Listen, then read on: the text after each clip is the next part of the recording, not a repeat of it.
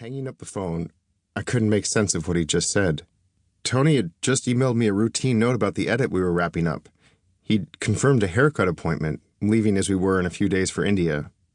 When I'd seen him last week for a voiceover session, he'd been jovial, asked me to join him for a smoke in the men's bathroom.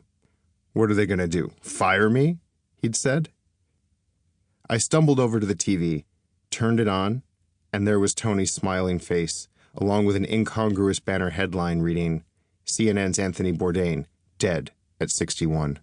My hand shaking, I lit a cigarette, called Josh the producer on location with Tony in France, and asked him what the fuck was going on. Tony's gone, Josh said through tears. He hung himself. We're flying back to JFK. The room started spinning. Tony was bigger than life, superhuman. This couldn't be happening, but somehow it was.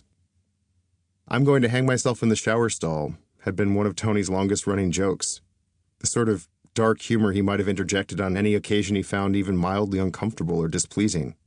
As in, my hotel room is so awful I'm going to hang myself in the shower stall if the cheap-ass curtain rod doesn't collapse under my weight. When he said that sort of thing, I'd always laughed.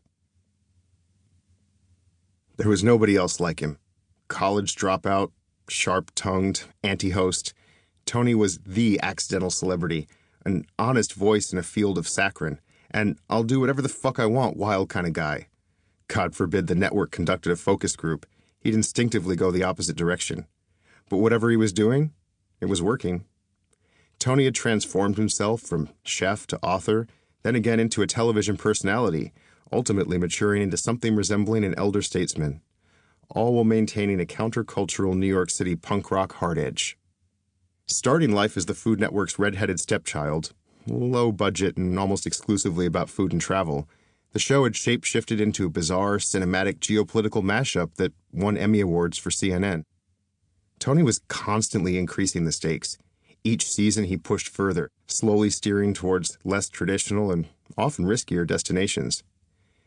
For those of us on the show, Tony wasn't just the guy with his name in the title. He was a friend, mentor, and more. I didn't know who Tony was when, back in 2002 and fresh out of college, I got a job on his first TV show, A Cook's Tour. At the time, Tony was new to TV as well. The surprise success of his book, Kitchen Confidential, an insider expose on the restaurant industry, had landed him a deal with the Food Network. Tony wasn't famous yet, at least in a recognizable TV personality sort of way. Bourdain, Bonclair, back then everyone always messed up his name. My official title was Edit Room Assistant, a fancy name for logger, which meant I made notations on the raw footage for the editors.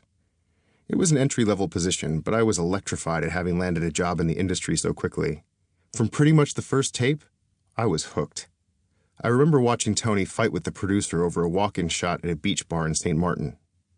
"Walk-in shots are totally conventional, man. Free your mind," he said in a mock hippie falsetto. But Tony lost his cool when the producer made the mistake of asking for the shot a third time. "Oh my God, why can't you get this through your thick little dinosaur skull?" he shouted.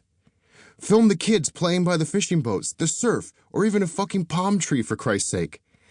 Literally everything else here would make a better and more interesting introduction shot than my bony ass." Tony was naturally telegenic, possessing an unmistakable star quality. That much was clear. But even more alluring was his antagonistic, devil-may-care, combative relationship with the very machine that created his fame. The more Tony shirked the camera, the more I wanted to see. It wasn't that I enjoyed watching him squirm. He was just so brilliantly witty and sarcastic when backed into a corner. In addition to logging tapes, my job responsibilities included doing anything else I was asked. Pick up dry cleaning for the producer, manufacture props for a fake infomercial, and on occasion assist with research for upcoming shoots. I didn't have to wait long for the most exciting assignment yet. When I heard that a rough cut of the St. Martin episode I'd been working on needed to go to Tony's apartment, I jumped at the chance. Naive, impressionable, 22 years old, and desperate to make a good impression, I spent the whole taxi ride clutching that VHS tape for safekeeping, while nervously rehearsing what I hoped was something intelligent to say. Arriving at Tony's rent-controlled Morningside Heights walk-up, I took a deep breath. But before I even knocked, the door opened. There he was,